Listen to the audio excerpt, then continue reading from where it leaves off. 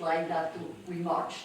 They gave us, they were at BP camp, they gave us flags, and here we are, the whole BP camp was marching to celebrate the announcement. Oh, so beautiful. It was really fabulous. Remember the day exactly. Oh, thank you so much. Anybody else, 1948, or Barbara, you Well, were just born? No, I was not born yet. But, Sorry, I apologize. my parents met working for the Zionist Organization of America, working for the establishment of the State of Israel. My mother was a gun runner. Wow. If you remember the book The Pledge many years ago, her name wasn't mentioned, but she was one of those. Of course, the cartons were labeled farm equipment. She brought Moshe Sharet over to speak. He was not allowed to be in this country. They, chased all over New York to get to the speaking engagement, a taxi, a subway, a walking, a bus, a this or that, so that he wouldn't get caught, and then vice versa. My father went across the country. He was a very shy man, but when it came to this, he was very passionate, speaking to raise money for arms for the new state of Israel and so on. They did marry in 1948, but my mother also went to Hakshara when she was a teenager. Many people, especially if you live in central New Jersey, remember over in Etra, near Roosevelt, behind East Windsor, there was a kibbutz. There was a Heightstown. Yes, okay, it was behind Heightstown. It was in Etra, and there was a kibbutz there, and my mother as a teenager went there to be trained to be a pioneer. And just, during certain, no, in the 70s, there wasn't it wasn't working anymore, because I lived there in the 70s. Yeah, they were still bringing the groups down for the weekend. Oh, right, for the weekends, that's right. So, how they did not end up in Israel, circumstances. But even my grandfather was a member of Paul Zion in Poland in his youth, so I come from a long line. Can I ask Marilyn Frieda, as a kid growing up in the Midwest? I actually do have a story. Please be loud. All right, I was born, I'll stand up, but I won't come up with my story. But, so I grew up in Davenport, Iowa, and I was born in 1937. So I was almost 11 when the state was created. And we went to the Orthodox shul that my grandfather had helped found when he came to the United States, but they had no Hebrew school, so my parents also joined the Reform congregation, and that's where I really developed my feelings and love for Judaism.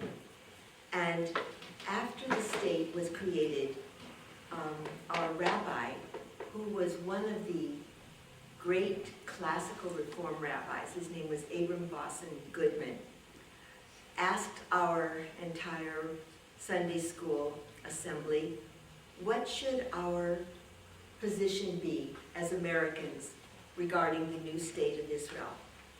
And there was a girl named Bernice who was the daughter of one of my mom's good friends, and she spoke as if she had been programmed.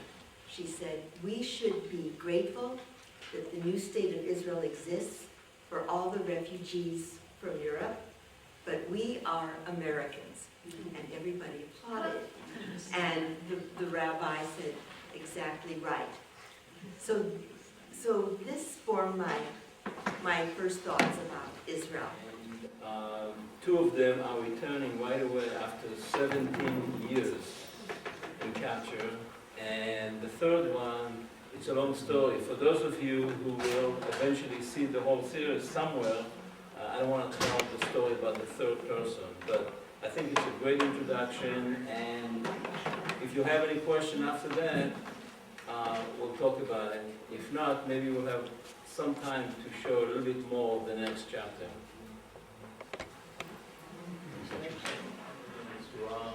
Where soldiers you know that this is the fear every Israeli soldier has to be captured, especially by the Syrians, who are known to be animals. They don't obey to any of the international rules.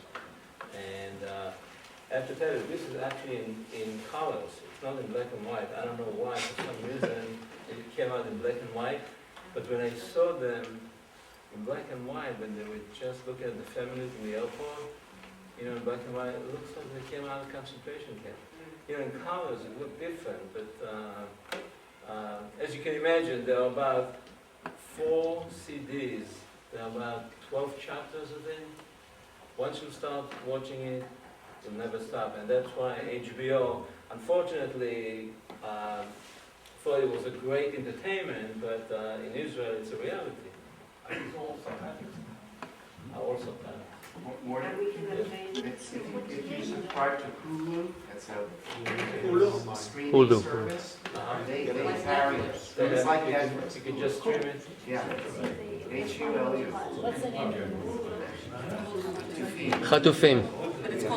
Prisoners of War. I just want to add, the soldiers were actually captured in 1973, October 10th, 2 p.m. The Syrian, surprisingly, took a couple of helicopters, painted them with the Israeli flag, landed on the Hermon mountain, acting like some Israeli helicopter coming to do something, and they captured all the boys and the girls, boys and girls, about 18 years old, that were stationed in the Hermon mountain unit. So it's not just, they took also a couple of girls also as well. And that season, that movie is probably about 3 survivors that survived the 17 ordeal. Now, a friend of mine was captured in Egypt, and he told me that compared to the Syrian, he was like in Club Fed. He had a good time compared to the Syrian. So he was lucky to capture by the Egyptians and not by the Syrians, because all the Syrians POW had It's part of the reason terrible why deal. part of the reason why Israel was able to actually reach an agreement with the Jordanian and the Egyptian a lot quicker than with the Syrian. The Syrians not in the end. And we all know what's going on in Syria now. I have a question, and I don't know whether you want to answer it, because it's more, when one of them, we don't know which one, was put into the car, I guess it was a Syrian, said to him, Allah will look over you. Very good. So one of them, You in my picked up on mind, was something. converted or was, yeah. This to be continued. Very good. I mean, you picked up on a very important. Homeland picked up on something similar, but it goes in different directions, which, I'm not here to advertise for that, but I'm telling you that you'll see that you'll see that serious. Homeland is based. This is a very good pickup, by the way. Homeland is based on What the you Syrian. picked up on is a Yeah. very good Yeah. piece of information. Sometimes you miss it, but this is very important later on. Yes. All right, so we should move to the sanctuary and then the fire.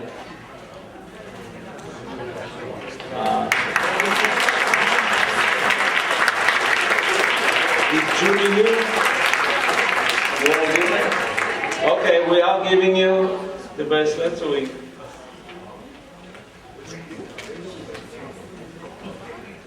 And if someone wants to close the door in the back,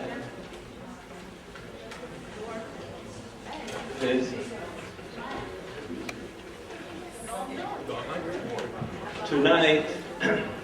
Tonight is the third day of Iyar 5775. We are remembering 23,320 victims who sacrificed their lives in the Israeli warfare and those who killed in hostilities against the state of Israel.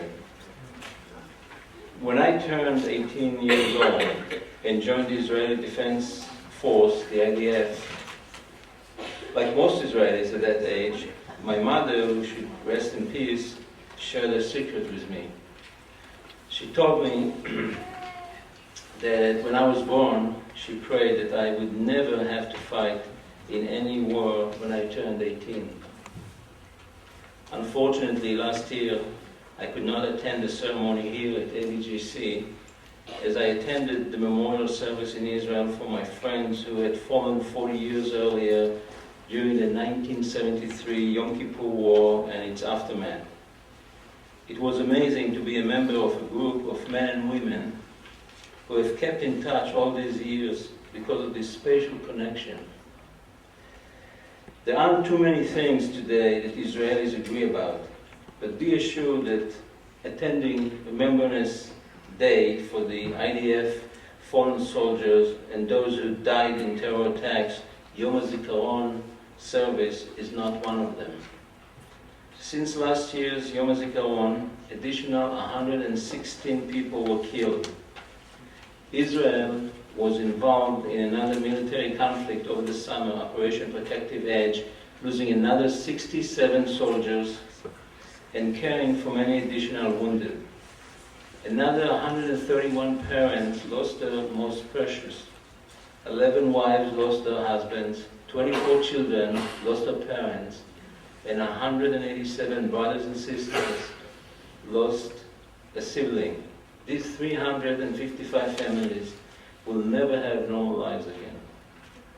This passing year, not only did the IDF suffer casualties, protecting the Jewish state, Jews in France, in Denmark, and other locations around the world sacrificed their lives in terror attacks on Jewish centers. Let their memory be blessed. יהי זכר הנרצחים ברוך וצרור בצרור חיי מדינת ישראל. And now I'd like you to stand up for a moment of silence.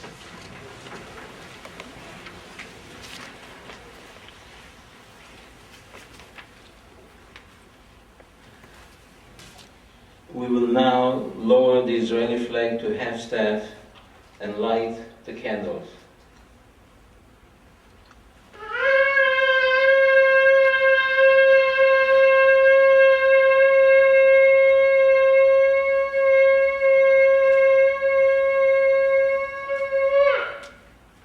Please sit down. Next, I'm going to call on Ora Rotam to read his call.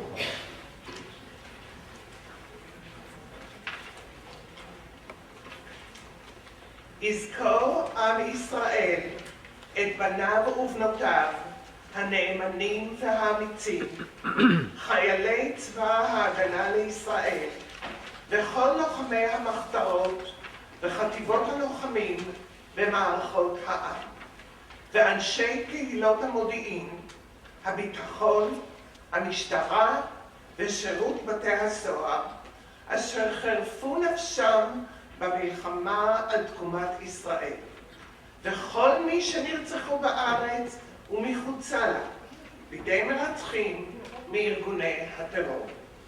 יזכור ישראל ויתברך בזרעו, ויאבל על זיו העלומים, וחמדת הגבורה, וקדושת הרצון, ומסירות הנפש של הנספים במערכה הכבדה. יהיו חללי מערכות ישראל, עטורי הניצחון, חתומים בלב ישראל לדור דור. I'm looking for Abigail Moore. Yom HaZikaron, Memorial Day, by Tzvika Al-Hili. Memorial Day is a day of sadness. Memorial Day is a day of bereavement. Memorial Day trembles the body and soul. Memorial Day is a day not holy. Memorial Day, one makes pilgrimages to all those fallen. On Memorial Day, we remember all the heroes. Those who fell in the terrible battles, those who have given up the secret of youth, those who dream of better days, those who are not with us forever, those whose death forged our lives, those for which we continue to move forward without pretenses and raise the two-colored flag. Thank you. In your booklet, you'll find the words for the song Louis, if you go inside to on the third page. We'll join Jules Franco.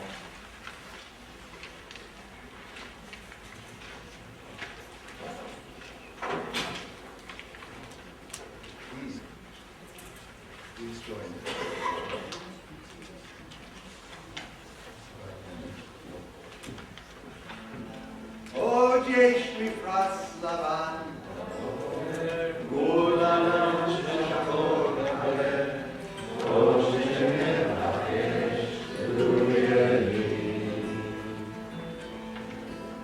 ואם בחלונות הערב אור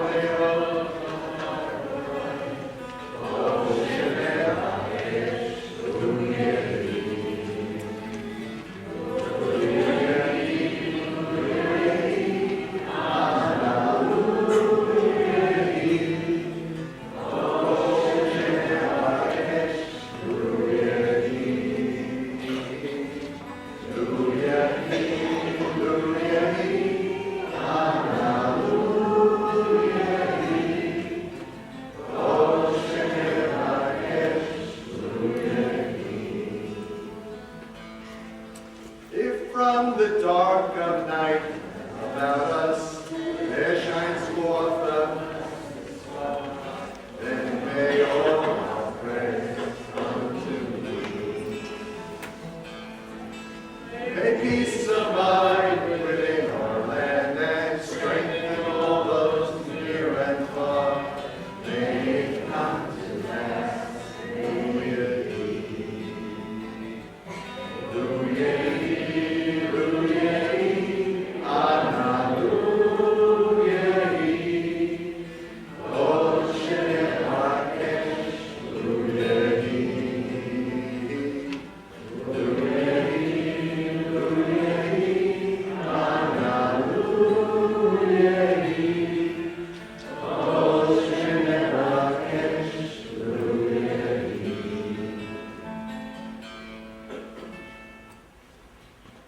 As Chaim Weizmann, the first president of Israel, said, a state is not handed to a people on a silver platter. Yoni?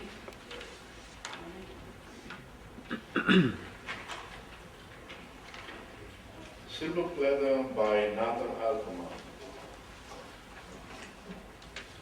והארץ תשקוט, אין שמיים אודמת, תאמנם לאיתה על גבולות השנים. ואומה תעמוד כרועת לב אך נושמת, לקבל את הנס האחד אין שני. היא הטקס תיכון, היא תקום למול סהר, ועמדה למולם אותה חג ואימה. אז מנגד יצאו נערה ונער, ואט אט יצעדו הם אל מול האומה. לובשי חול וחגור, וכבדי נעליים, בנתיב יעלו הם הלוך והחרש. לא החליפו בגדם, לא מכרו את במים, את תקוות יום היום וליל קו האש. עייפים עד בקץ, נזרים ממרגוע, ונוטפים תללי נעורים עבריים. דום השניים ייגשו ועמדו עד בלי נוע, ואין עוד אם הם חיים או אם ירויים. אז תשאל האומה שיתופת דמע וחסן, ואמרה, מי אתם? והשניים שוקטים יענו לה. אנחנו מגש הכסף שעליו לך ניתנה מדינת היהודים. כך יאמרו ונפלו לרגליה עוטפי צל, והשאר יסופר בתולדות ישראל.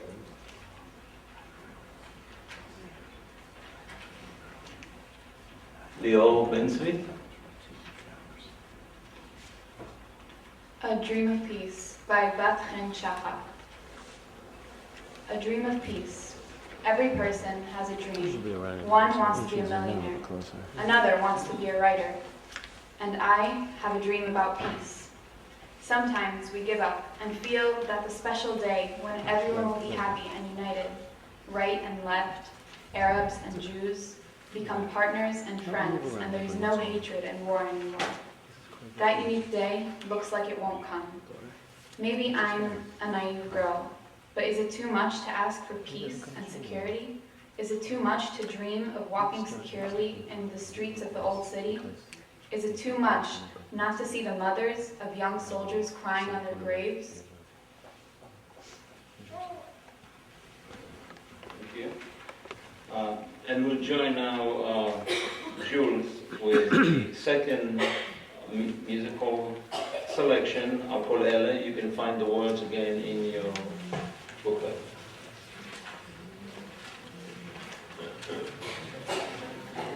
Al hatash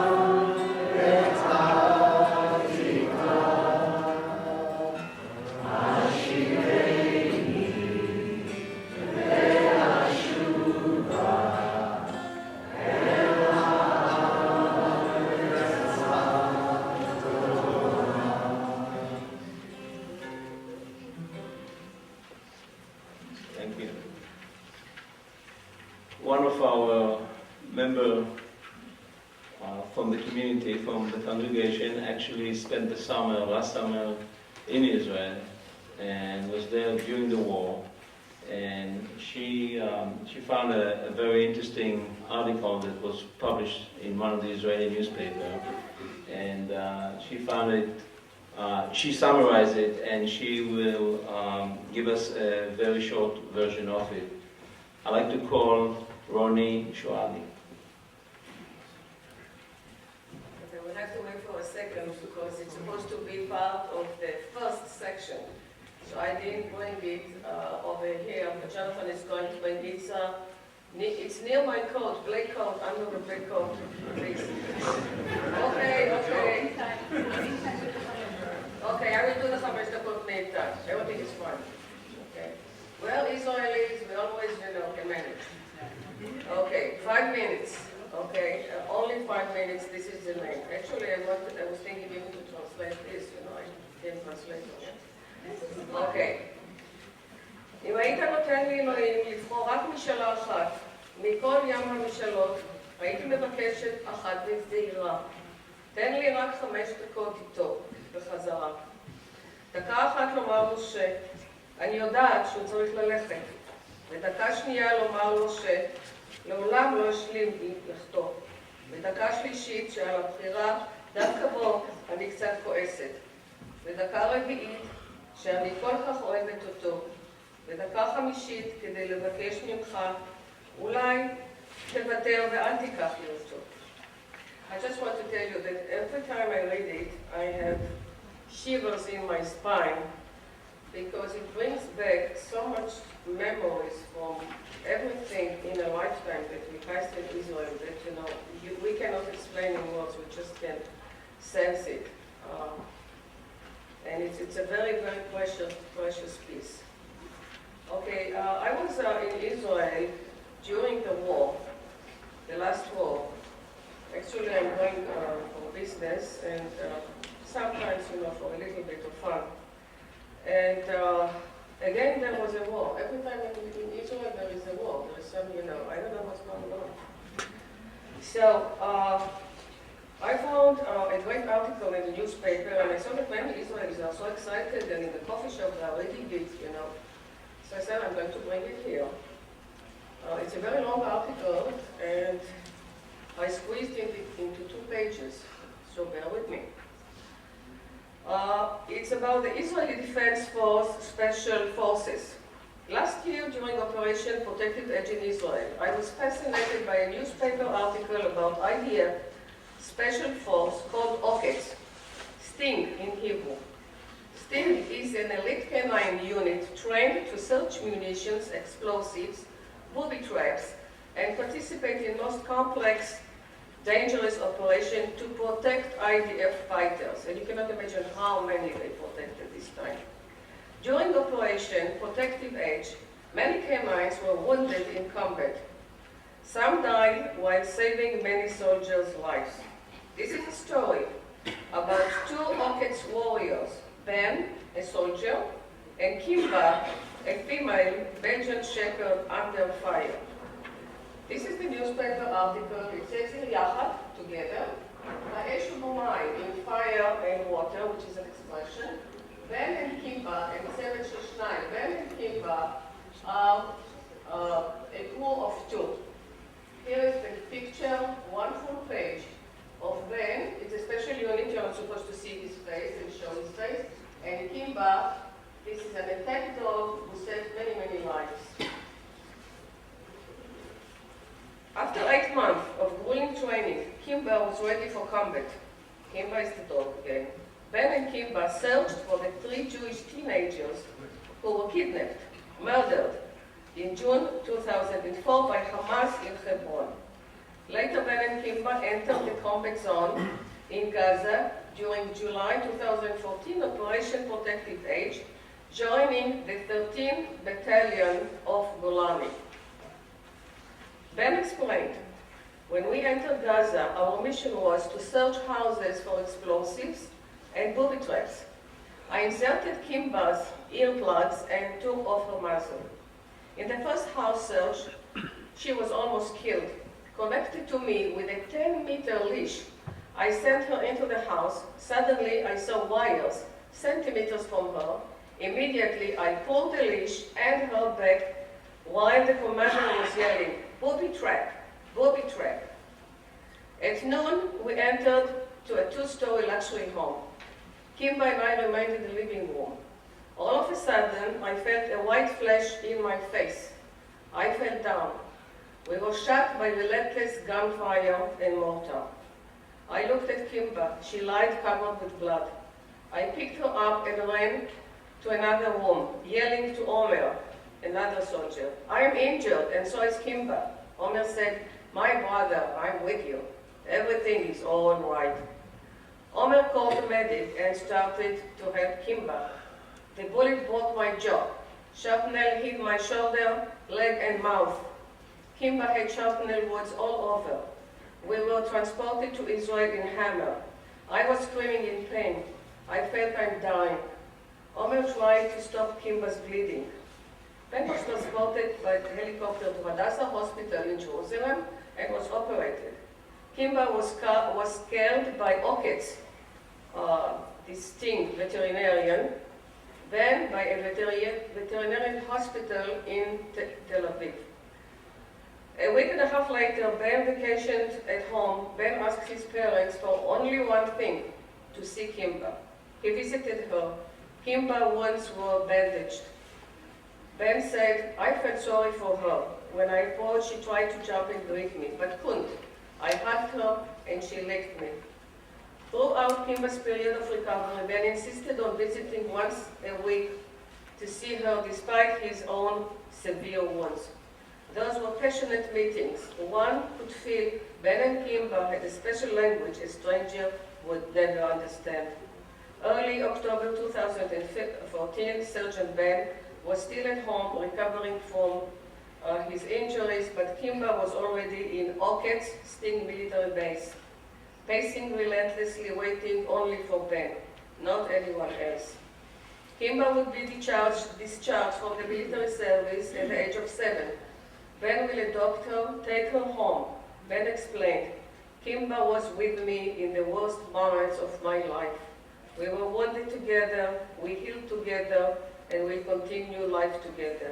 You don't give up such love." The IDF honors its canine, much like its soldiers. When 4 dogs were killed in Gaza, Oketz held moving ceremonies for dogs killed in action.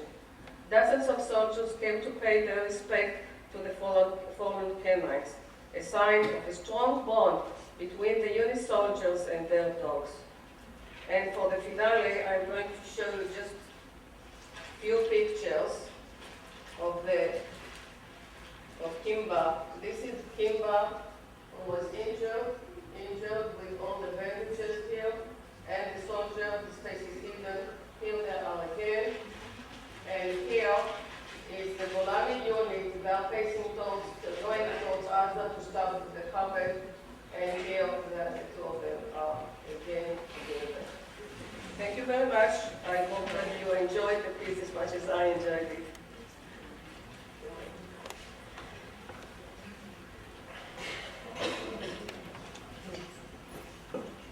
I'd like to call on Rabbi Finkelstein to give his Dvar Torah.